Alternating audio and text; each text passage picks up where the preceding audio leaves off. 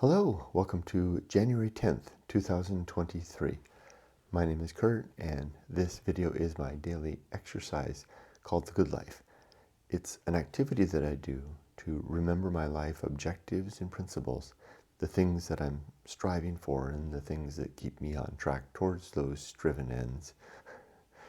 I do this every morning just after waking up. It's currently 4:26 a.m. And I do it in order to stay in good tuning for my life. This is a result of writing a book called Going Alone. I wrote this book initially to capture the experience of going alone into wilderness, deep wilderness, and explaining what I didn't find out there, and then sharing the resulting effort that I made to create a creed of sorts, objectives and principles that I could then use to live a better life in a universe that really wasn't going to give much guidance. Kind of had to do it myself. And that's what this Good Life Creed is. And I began to work on it and remember it. I began thinking about the principles aloud in my head almost immediately after I formed them. When I first created the Good Life and I brainstormed principles, I came up with just 5. The only one I remember that was definitely in there was the principle of war, and that was the first principle at the time. It's now principle number 6. I didn't have any objectives. It wasn't until later that the objectives formed, or maybe some of the objectives were in there, but I turned them into objectives. They were laid out as principles, like probably being ready to die was in there, being always ready to die, but I made it into an objective, and I realized it was more of an end than a means. So that's really the difference between the objectives and principles then. So I do this every morning. Like I said, I can either do it fast or slow. It's up to me. I choose to do it slowly. I prefer to do it slowly, enunciating and thinking about each objective and principle in turn, and giving honest and worthwhile deliberation to these things. Worthwhile in terms of time spent. This is the best use of my time all day, because it's maintaining these objectives and principles that helps me to live a better life and frankly a happier life, because I have guides to live by. I have objectives to strive for, goals, and I have a means to make those things happen. But only if I'm willing and able to do the hard work of tinkering with these and working on them. It's like being an athlete, right? I mean, I can only play tennis well if I practice. I can only do philosophy well, apply philosophy to my life well, if I exercise the philosophic mind. The 2 other things that I do during this exercise are I think about the last 24 hours, namely what opportunities and difficulties I encountered, including during my sleep or during my waking hours when I should have been asleep, and how I dealt with these. Then I also, at the end, I forecast the coming day. Some days this is hard. Like this morning, I'm a little bit tired, and my effort to prepare didn't go as well as I wanted. Usually I try to run this through my mind before I even get started preparing myself to do a good job. But I didn't do that. My mind was distracted by gossip. Yeah, gossip is one of my sins, is a sin in the Good Life Creed. Don't talk about others. But I found myself thinking about others.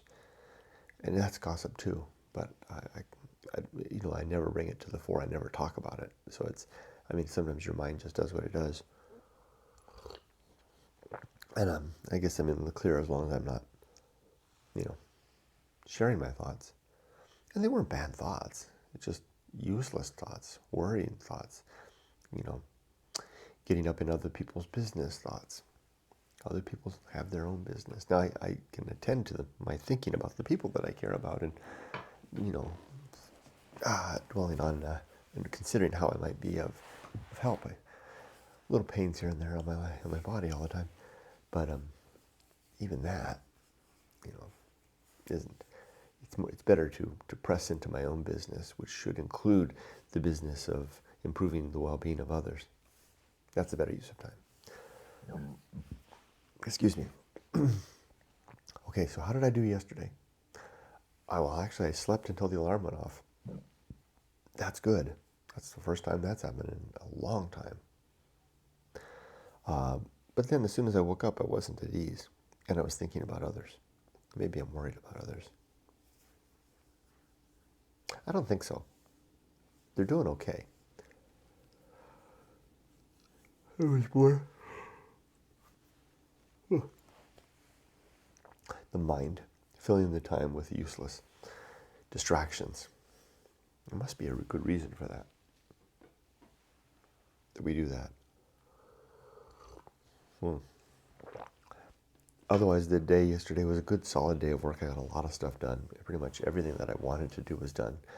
And I laid out the things that I didn't complete for today to do. Today's only a half day of work.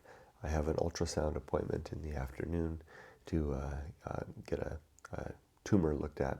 I don't think it's a bad one. The doctor doesn't think so too, but we're going to get an ultrasound just in case. It's definitely growing, and we might have it removed.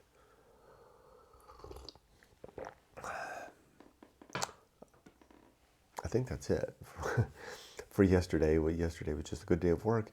Good day. I went to the beach. I ran into the water. It was cold as hell, but I did it. I exercised fortitude and had a nice evening and dinner with my wife. And we rented a nice room in a Japanese traditional inn, ryokan. I know I'm saying it bad. Where we're going to stay when we go for our first night back in Japan.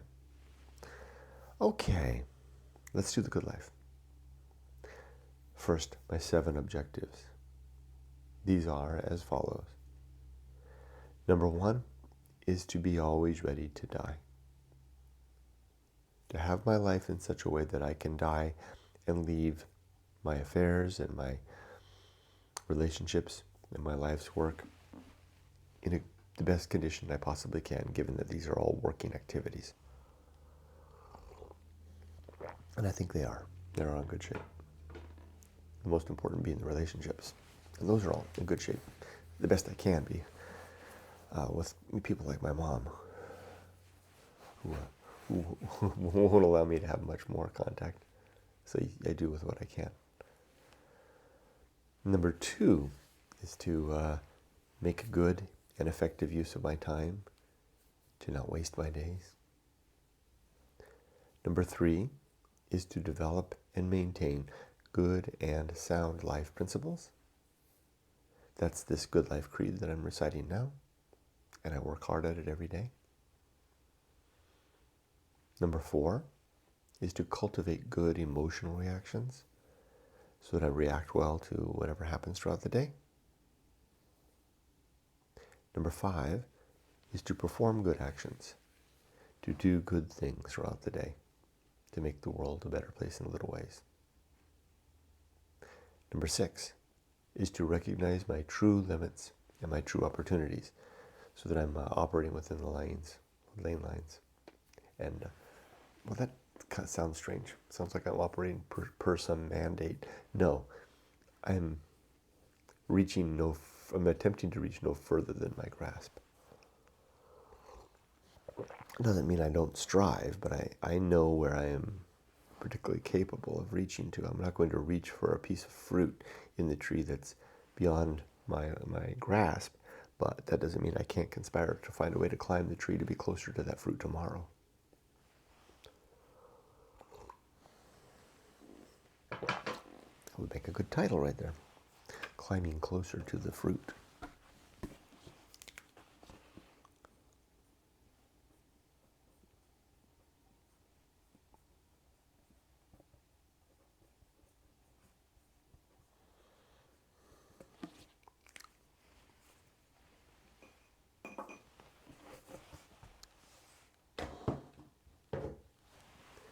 And now my last objective is to do just one thing at a time, and do that thing slowly and deliberately and carefully.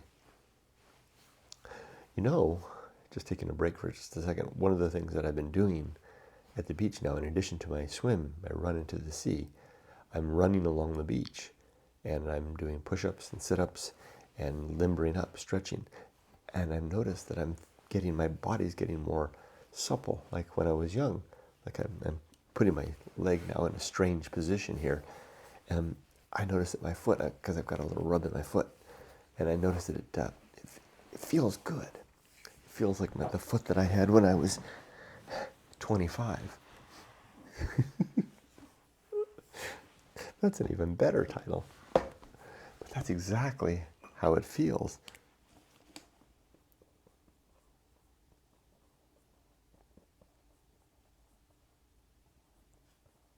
The foot I had at 25.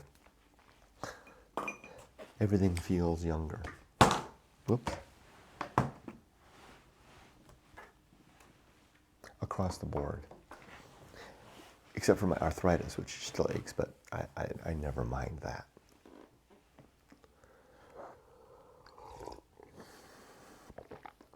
While Yumiko was cooking dinner last night, I got up and moved the table, and I did a couple more push-ups on the ground.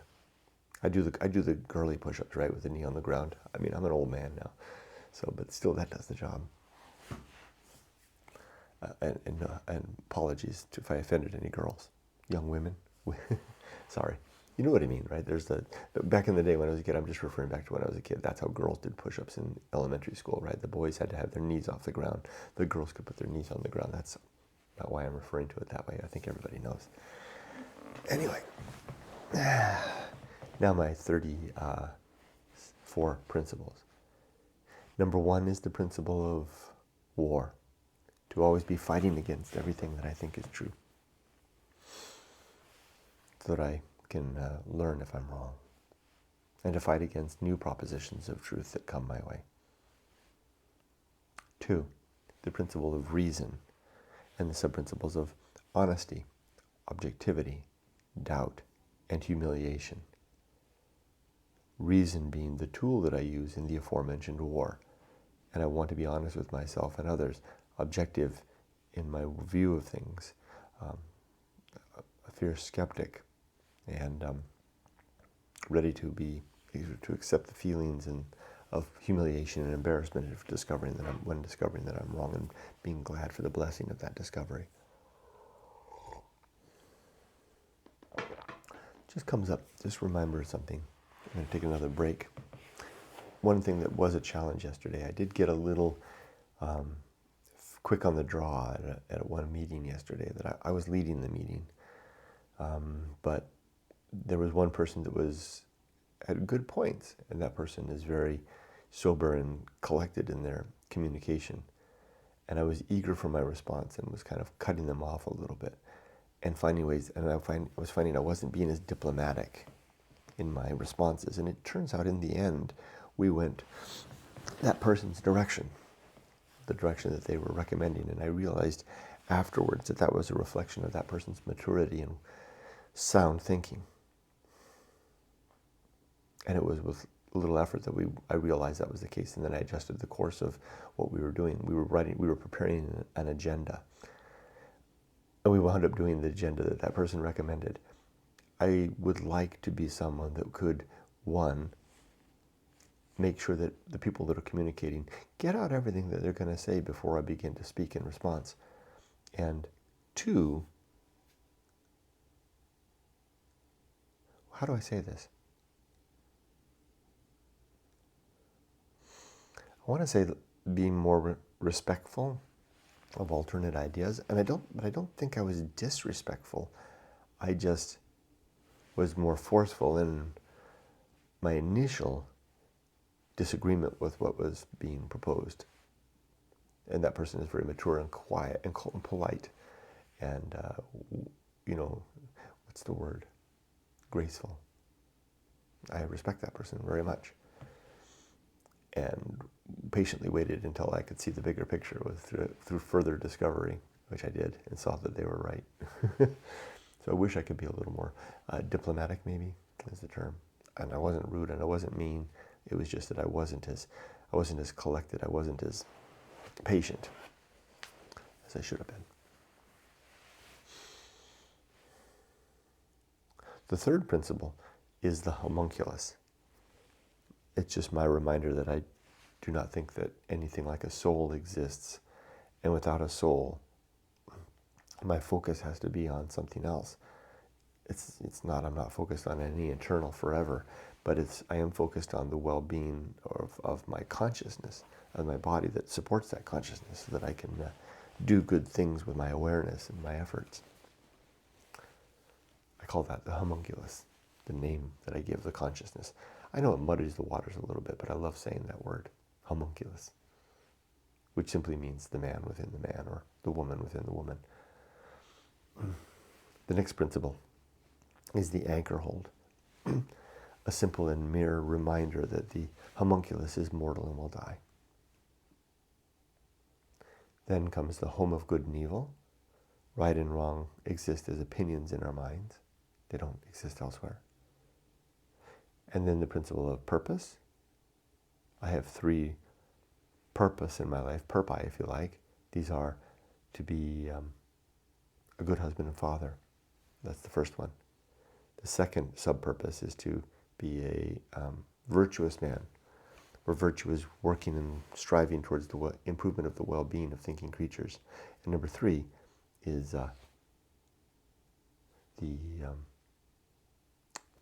my spreading of my own purpose, which is the sharing of my book going along. Available on Amazon or from a bookstore. If you order it from them, ask them to order it, they'll get it for you. Or you can buy it from my website, although I'll be taking it off the website probably today because I have too many orders to ship and I can't keep up. There's a good dilemma to have, huh?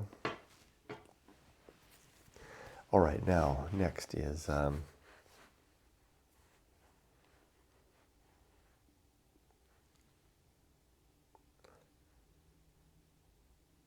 atomic principle. Everything is made of bits and pieces, molecules and atoms. The principle of nature. Everything in the universe has some particular nature, including every one.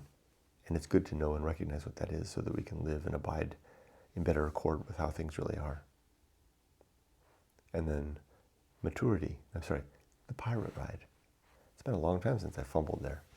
The pirate ride is a funny name for a principle that simply is an observation that I don't think free will is there.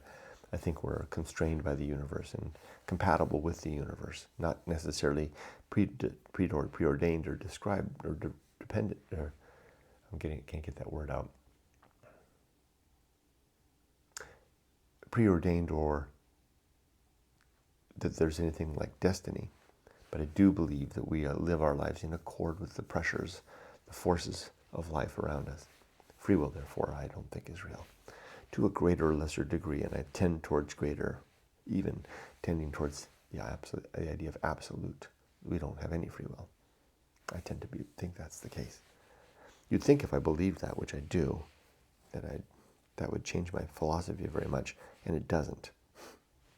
It's like having a belief that you really, really want to believe. It's like wanting to believe in God and faking it until you can make it. Which I do not respect in that endeavor, nor do I respect myself for faking the idea that free will is an illusion until I believe it. But I can't help it. It's what I think. I just can't prove it. My gut tells me this is true. Okay, next comes the principle of maturity and the sub-principles of wisdom, fortitude, and integrity. We are mature when we wisely remember our past successes and failures and have the strength to do better. And then we can enjoy the integrity of a life where our fruits are in alignment with our values. Then comes the social principle. We are social creatures. We need each other. And the sub-principles here are diplomacy, justice, and conspiracy. Diplomacy is the effort that we make with one another to work out a plan for how we're going to build the better state, create justice, and then we conspire to work together to make that justice real. It's a good form of conspiracy.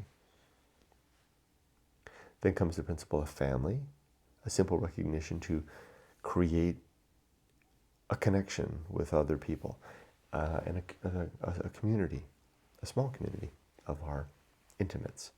These can be a community that are founded on the wearing of a wedding ring, or a simple commitment, or whatever type you want, as long as we have people in our life.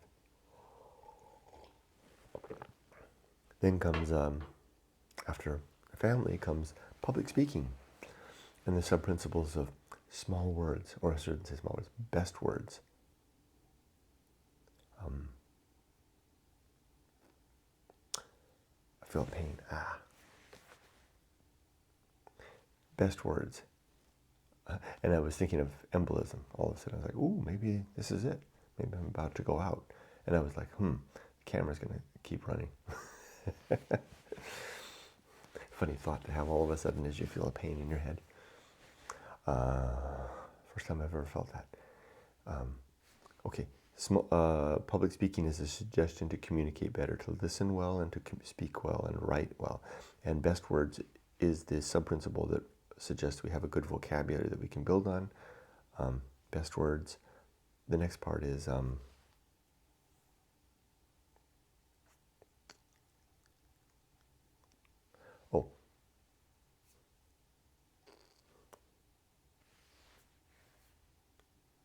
prudence, filtering our words through our values. Felicity, filtering our words through our emotions. Eloquence, a skill that comes with practice. And then the two negatives are things we want to avoid. I recommend avoiding with this principle is spreading rumors and engaging in gossip. Taken together, these are all the principle of public speaking. Best words, prudence, felicity, eloquence, rumor, and gossip. All right, next comes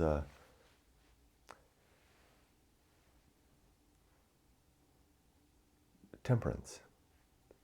Is that right? I think so. Temperance, our ability to control our consumptions.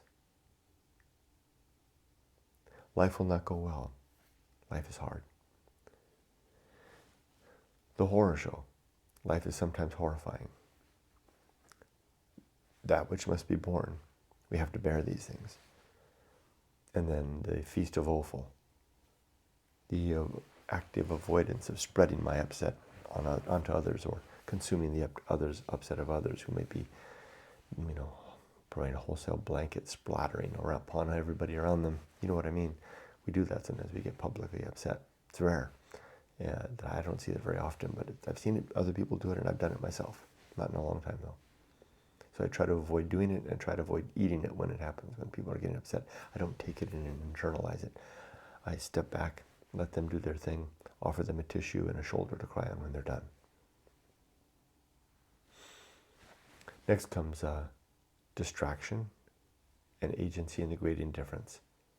We spend our lives distracting ourselves so that we don't have to see that there is no God. That's the great indifference. The great indifference is the emptiness that pervades the universe, that's apparent when we go alone into very deep wilderness all by ourselves.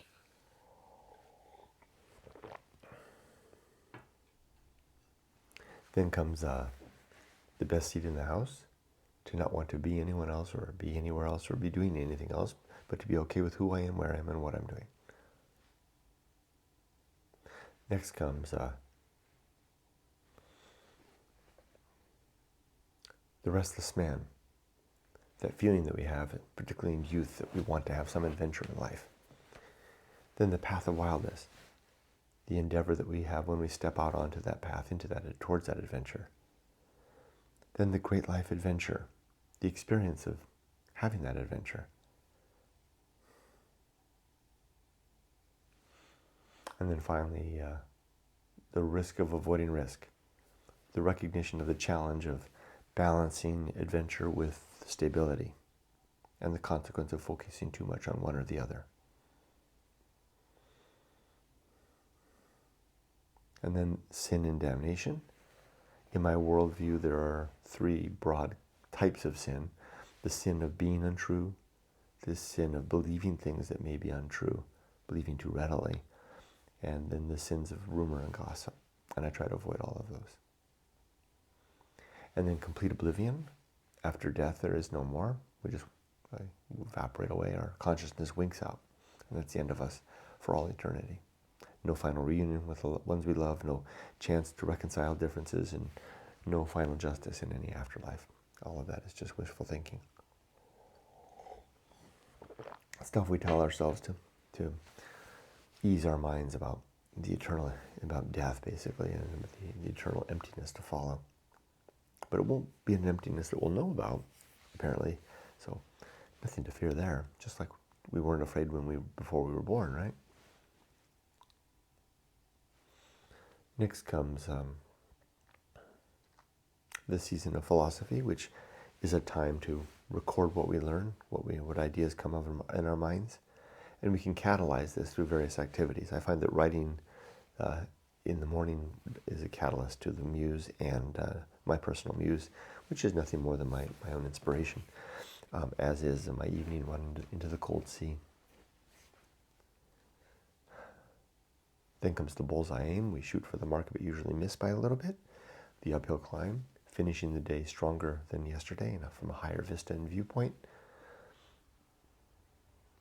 Arena and utility, keeping my principles well oiled and sharpened and ready to use in the arena of life.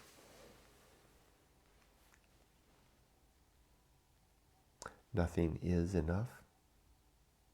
I forgot it, didn't I? I skipped over my new principle. Let me finish these last two up and then I'll come back to it. Nothing is enough is a suggestion towards less.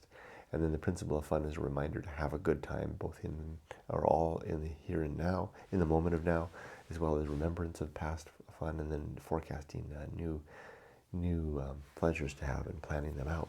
And I'm actively doing that. Yumiko and I were working hard on that, choosing a Japanese inn to stay in last night and thinking and talking about what we're going to do. I play those as tapes in my head. That was the last of the principles, except for the one that I forgot, which is called the principle of script writing, and it goes just in front of the bullseye aim. And it's no wonder that I forgot it, because it's only like the second or third day that I've tried to remember it. It's new to the creed. Script writing is a trick that I learned from Juan to forecast outcomes in a more positive light than just letting them happen. In this way, I take control of the forecast and planning, and basically write the day ahead of me. And I do this in a long, medium, and short-term fashion, planning out long-term activities like this upcoming trip to Japan, and even our eventual move to Japan. More mid-term, like how I'm going to handle the week, and then also short-term, how I'm going to handle the hours ahead of me, as well as the very minutes that are in front of me. Like I can script out in my mind with another process in my head how I'm going to finish off this video, staying calm and collected and not rushing, and covering everything, and then concluding with a solid ending. That's script writing. It's a trick for good living, more controlled living, disciplined living. All right, now, and it goes just in front of bullseye. I'll remember tomorrow. Script writing tomorrow. Don't forget it. Okay, let's plan out the day. After I finish this, I'll upload this. I'll feed the dogs. I'll read my Bible, feed the dogs, walk the dogs, and then I'll fire up the computer. But then I'll read a little bit. I'm trying to finish one chapter every day, and I've been doing that. Been so far. And my gosh, I will do that every day. So I get a little reading in before I actually start work. I start work at 6:30. And then I'll finish my day, do my meetings, finish my day at noon, go out and do my ultrasound. I think I have to go to Anaheim, drive to Anaheim for that. And then I'll come home and do my run to the sea and finish off the day. That's it. Well, thank you for joining me. I wish you all the best. Be safe, but not too safe. And with that, my life is done. Take care.